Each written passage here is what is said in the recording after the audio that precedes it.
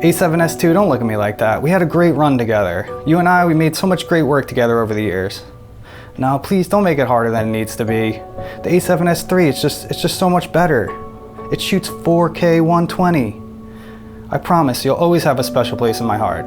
What's up everyone, Mike Burke here with Inside Real Estate Photography. So this week, Sony finally announced the long-awaited and long-desired A7S III camera, and it looks awesome.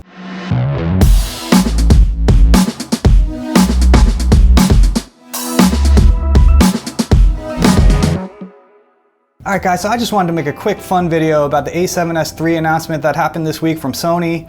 I'm really excited about this camera. I pre-ordered it myself, and I want to share with you the reasons why I'm excited about it and why I think it's going to be a great real estate photography camera. So I know what a lot of people will say, which is that it's only a 12 megapixel camera, so it's not great for photography, but I shot for years using the A7S II, which is also 12 megapixels, and actually it's great for real estate photography. Our images end up online anyway, so you don't need a ton of resolution. And to be honest with you, it's nice not to have huge file sizes that are clogging up your hard drives as you archive images and all that. It's a good file size to work with for real estate. The only possible downside, is if you do portrait photography work or anything of that nature, obviously you're gonna want the resolution, but I'm gonna keep my A7 III for any sort of professional photography work like that. But if you don't do any of that, then the A7S III really looks like a great option. If you're only doing real estate photography and videos, I think it's gonna be the ultimate real estate photography camera. Is it a little too much for a lot of people? Probably. Are you gonna use all these features for a real estate video that it has? Maybe, maybe not. I think I will. I think there's some very exciting things about it. So we have 4K at 60 frames per second and 120 frames per second. Full HD up to 240 frames per second. Will I ever use 240 frames per second? I don't know. I'm kind of curious to try it out for a real estate video. I know it's super slow, but it could be awesome, at least for some shots. 4K 120 obviously is really exciting. There is a slight crop of 1.1 times, which is a little disappointing, but it's slight enough that I think we can get away with it for walkthrough videos and things like that. And I'm definitely excited to try that out.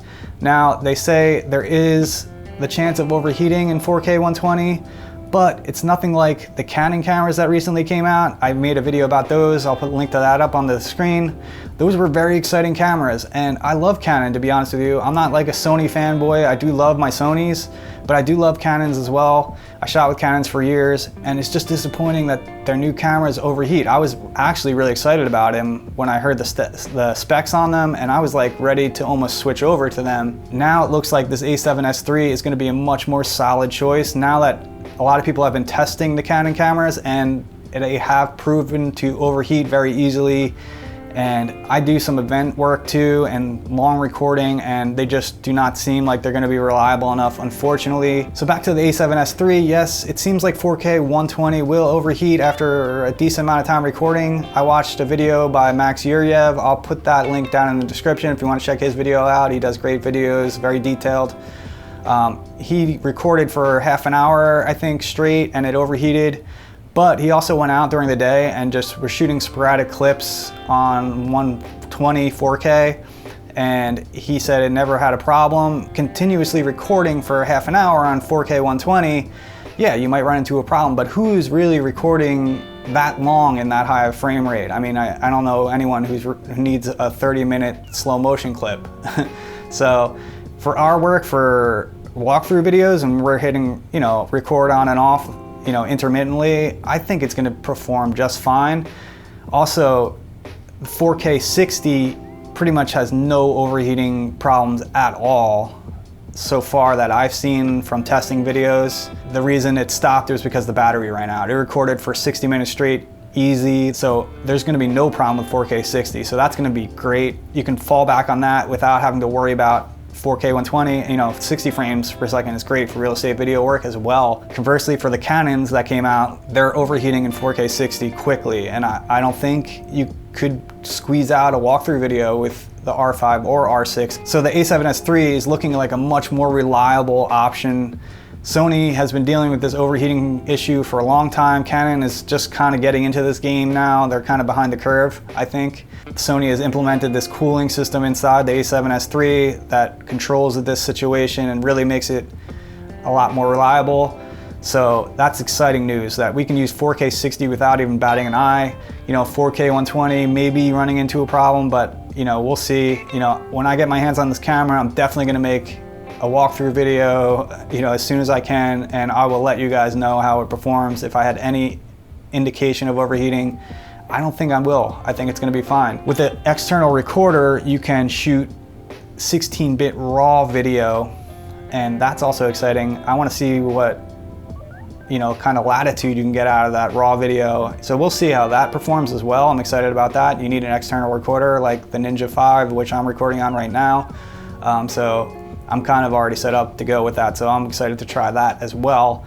Also, it records in 10-bit 422 as opposed to all the previous Sony cameras that recorded in 8-bit 420. So we're gonna get better color information. It now shoots S-Log3 with a minimum ISO of 160, which previous cameras did not do. This is great news for me. I'm excited about this too for real estate video work because it's gonna give us enormous dynamic range shooting in that profile for interior walkthrough videos, for instance.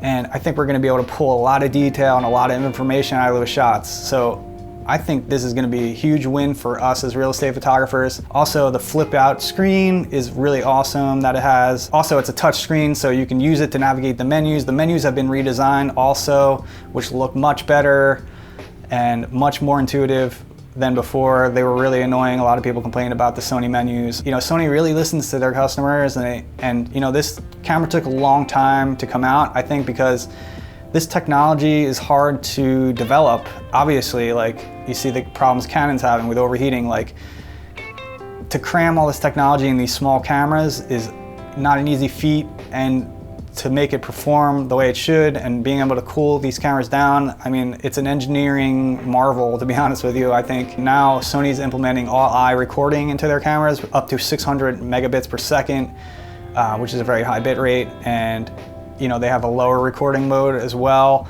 Now, to record 4K 120, there are 2 slots in the camera, which is great, and you can simultaneously record in all recording modes, and the Canon, I'm pretty sure, doesn't do that either, so that's great. So we have a backup of our information. They take either SD UHS-2 or this new card CF Express Type A, and the only mode that you can't record onto an SD card, as far as I know, it looks like, is 4K 120. Everything else you can record to the SD cards.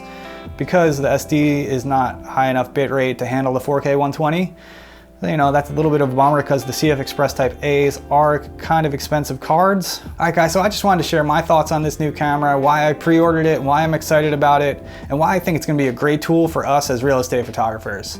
What do you guys think? Do you agree with me? Do you not agree with me? Please leave your comments down below and tell me what you think and share with everybody else.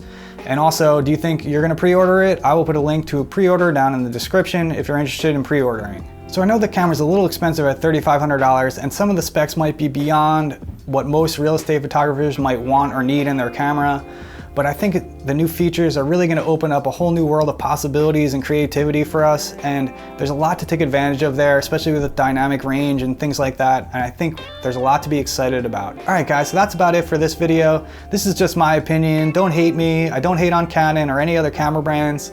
You must do what works for you. Sony really suits my needs perfectly, so that's why I go with Sony. So thanks again for watching, guys. Please hit the like button and subscribe if you haven't already. I hope you enjoyed this video, and I will see you on the next one.